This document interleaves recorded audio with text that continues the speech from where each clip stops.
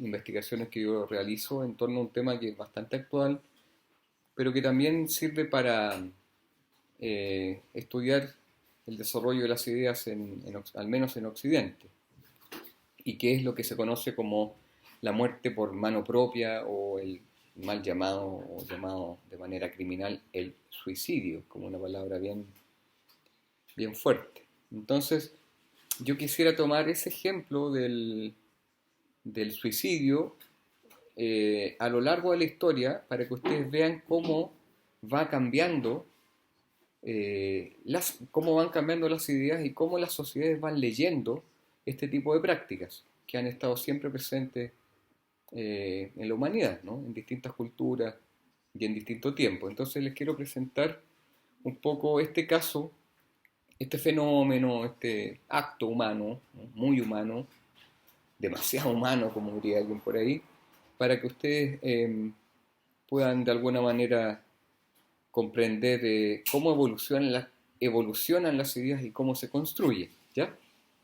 Entonces, cómo van cambiando. Entonces, lo primero que me gustaría señalarles es que eh, a lo largo de la historia el suicidio ha ido cambiando. Por ejemplo, si partimos con la antigüedad clásica, el mundo griego, el mundo romano, el mundo greco-latino, de hecho la palabra suicidio no existía, ¿no? Se hablaba de la muerte por mano propia. Y se entendía esta muerte por mano propia como un acto de las personas de la nobleza, de los llamados patricios, ¿no?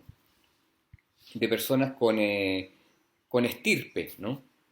Por lo tanto, la muerte por mano propia, más que un acto de cobardía o un acto eh, más bien de una persona enferma o un acto anormal, era considerado como un acto de suma legitimidad que podía tomar una persona, y era un acto de soberanía personal. O sea, era muy distinto a lo que hoy día se piensa, era casi como un acto de afirmación de la libertad personal.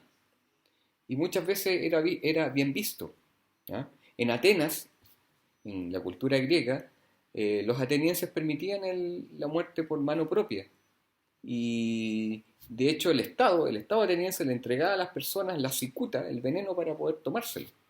Entonces era una situación que no era mal vista porque no transgredía los valores que ellos tenían.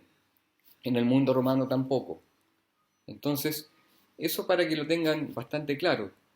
La idea de la muerte propia en Grecia y en Roma era una actitud que implicaba afirmar la soberanía y la libertad personal. No transgredía, por ejemplo, principios morales ni principios religiosos, porque como ellos no creen en la vida eterna, a diferencia del cristianismo, que ya lo vamos a ver, no tienen un conflicto con eso. Por lo tanto, la persona que se mataba no transgredía ninguna ley religiosa, ninguna doctrina religiosa, ninguna religión. Por lo tanto, no era conflictivo, ¿ah? Era más bien, insisto, un acto que representaba la máxima expresión de libertad, de dominio sobre sí mismo, bastante distinto a lo que se considera hoy día, ¿ya? Por lo tanto, esa idea, esa práctica, para que ustedes observen, hace 2000 años atrás, en el mundo greco-romano o greco-latino, perdón, era una práctica que tenía esas características. Por lo tanto, dentro del desarrollo de las ideas de las sociedades, era la idea que predominaba. ¿Qué ocurrió después? El mismo ejercicio, la misma práctica, darse muerte a sí mismo, comenzó a cambiar porque llegó el cristianismo a Roma. Y después el cristianismo se transforma en religión de Estado. Y el cristianismo al comienzo no cuestiona, ni critica, ni fustiga la muerte propia, porque los mártires cristianos, se les llama mártires precisamente porque de alguna manera se suicidaban, ¿eh? Se entregaban por su causa, por su religión. Eran devorados por los leones, eran muertos por los romanos, y de alguna manera los primeros cristianos, estos mártires, por eso se habla del martirologio, son suicidas. ¿no? Pero el siglo segundo, siglo tercero después de Cristo, la Iglesia Católica y el cristianismo en general empieza a cuestionar y de alguna manera fustigar esta práctica y la considera un pecado. Entonces, si al principio no se pronunció, después la Iglesia Católica considera que el suicidio es un pecado porque vulnera y transgrede el quinto mandamiento. El quinto mandamiento dice no matarás. Y matarse es matar a un hombre, a una persona. Por lo tanto, fíjense ustedes cómo esta práctica empieza a ser vista de otra manera. La idea que hay, la cultura, la sociedad, empieza a cambiar. Y esta práctica empieza a ser considerada un pecado, y un pecado mortal, porque para la iglesia es el mismo pecado matar a otra persona que matarse a uno mismo, porque la vida no nos pertenece, le pertenece a Dios. Entonces, ahí comienza a construirse en Occidente esta idea de que el suicidio es un pecado, por lo tanto, la persona que lleva a cabo la muerte propia es un pecador, y todo pecador es un maldito, es una persona que no tiene perdón de Dios. ¿Ah? Pero no solamente no tiene perdón de Dios, sino que no tiene perdón de la sociedad, porque es visto como un transgresor, un tránsfuga, un pecador. ¿Ah? Y el delito más grande, el crimen más grande es el crimen cometido contra Dios, usurpando la vida que a él le pertenece porque no le pertenece a la persona. Por lo tanto, quien se mata está de alguna manera desafiando a Dios. Entonces ahí la idea cambia. Han pasado varios siglos, ¿no? Desde la antigüedad, y durante toda la Edad Media dura aproximadamente 1000 años, se mantiene esta idea de que en la sociedad occidental, de que matarse es el crimen, uno de los crímenes más graves. ¿Ah? Eh, el principal cuestionamiento que tiene la Iglesia es que la persona que se mata es considerada una persona desesperada. Y al estar desesperada implica que no tiene fe ni esperanza en Dios que lo puede salvar. Entonces, el desesperado es una persona que también es un pecador y un transgresor porque de alguna manera, no de alguna manera, sino que directamente no confía en Dios, no tiene fe en Dios. Y Dios todo lo puede, bueno, dentro del cristianismo. Así que eso se mantiene durante toda la Edad Media. ¿Qué empieza a ocurrir después? Después de la Edad Media viene un periodo que ustedes conocen que se llama Renacimiento.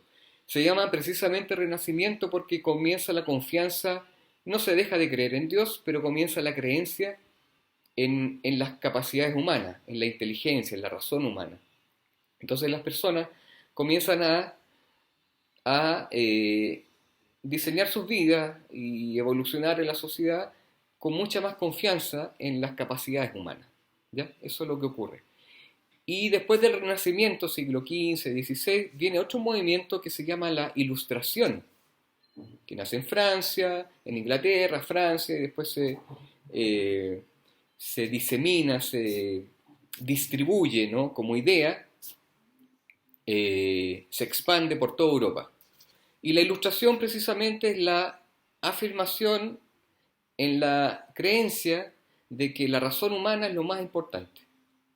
No es que tampoco se deje de creer en Dios, se puede creer en Dios de distintas maneras, pero hay una fe ciega en la razón, por eso se llama Ilustración, siglo de la razón. También se le llama el iluminismo, porque se prende la luz, ¿no? Y la luz nos permite ver. Bueno, ¿qué nos permite ver? ¿Qué le permite al ser humano, a las sociedades avanzar, progresar y ser felices? Bueno, la razón, la inteligencia humana. La inteligencia humana puede construir puentes, puede construir la ciencia, puede construir conocimiento, puede construir ciudades, puede construir industria, puede construir trenes, barcos, etcétera. Y también puede generar desarrollo médico, puede controlar por lo tanto las enfermedades, o algunas al menos. Bueno, todo eso implica que hay una fe ciega, valga la redundancia, no, la contradicción, la redundancia, que la fe es ciega, ¿no? Bueno, una gran fe en la razón humana. Y como hay fe en la razón humana, para la Ilustración, Rousseau, Voltaire, Montesquieu, Hume Diderot, D'Alembert, eh, Bacon, Locke, etcétera, el tema del suicidio, como ellos son creyentes, pero no tanto, no es un pecado para ellos el suicidio. Y que una persona piense en matarse, aunque parezca muy rudo como lo estoy diciendo, que una persona piense en matarse, para un ilustrado que cree en la razón, dice, bueno, si la persona lo piensa, hay que creer en que lo que está pensando no tiene por qué ser un pecado. Si ella lo decide, es libre. Entonces, si es capaz de pensar y valorar la razón, la persona sana, la persona en uso de su razón, puede matarse y tiene el legítimo derecho a pensar en quitarse la vida. Hay varios escritos de los ilustrados, sobre todo Hume, que escribe acerca del suicidio y dice, mire, no, si una persona decide hacerlo, bueno, es parte de su libertad, ¿ya? Entonces, viene como un periodo, siglo XVII, XVIII, en que para los ilustrados no es algo, no es grave ni es pecado, sino que es expresión también, parecido al mundo greco-romano, expresión del uso de la razón. Pero ¿qué ocurre después? La ilustración también tiene la siguiente idea, como movimiento filosófico y movimiento intelectual. La confianza en la razón es la confianza en el progreso humano. Y el progreso humano implica no solamente desarrollo material, sino que también desarrollo espiritual. Las personas, usando su razón, pueden conducirse bien en la vida y ser felices. Entonces, para los ilustrados, la felicidad es posible que el hombre, el ser humano la desarrolle. Por lo tanto, el discurso del suicidio un poco es contradictorio con esta idea de la felicidad. Entonces, en realidad empieza como un poquito a chocar o a enfrentarse a esta idea de que sí es legítimo matarse, pero por otro lado el ser humano tiene las herramientas para ser feliz. Entonces, si puede ser feliz, ¿por qué tendría que quitarse la vida? ¿Ya? Y bueno, el siglo XIX, aquí la cosa empieza a cambiar y digamos que hasta siglo XIX, siglo XX y hasta el siglo XXI se mantiene más o menos una idea que surge ahí. El siglo XIX se produce un importante desarrollo de la medicina, no solamente la medicina orgánica, sino que también de la medicina mental, lo que hoy día conocemos como la psiquiatría. En ese tiempo no se llamaban psiquiatras, se llamaban alienistas, ¿ah? Porque atendían a los alienados, ¿no? A los locos. Bueno, la medicina mental empieza a clasificar diversas enfermedades, empieza a hacer toda esta idea que hace la ciencia de identificar, clasificar, caracterizar, describir, etcétera, explicar. Y dentro de las conductas humanas que ellos empiezan a clasificar, aparecen los suicidas. Y empiezan a ser estudiados los suicidas. Y aparece la tesis de la medicina psiquiátrica de que muchos suicidas, muchas personas, no están en uso de su razón. Por lo tanto, empieza a considerarse que el suicida es una persona que está desequilibrada mentalmente. Y empieza a desarrollarse y a construirse esta idea, que llega hasta el día de hoy, de que el suicida es un loco, es una persona alienada mentalmente, no está en uso de su razón.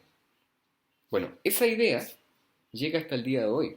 Es bien fuerte porque es una idea construida por la ciencia. Entonces, la medicina mental define al suicida no necesariamente como un loco, pero le pone ojo porque dice, bueno, un loco, una loca. El que se ha suicidado puede que esté enfermo. Por lo tanto, desde el siglo XIX comienza lo que se llama la medicalización del suicidio.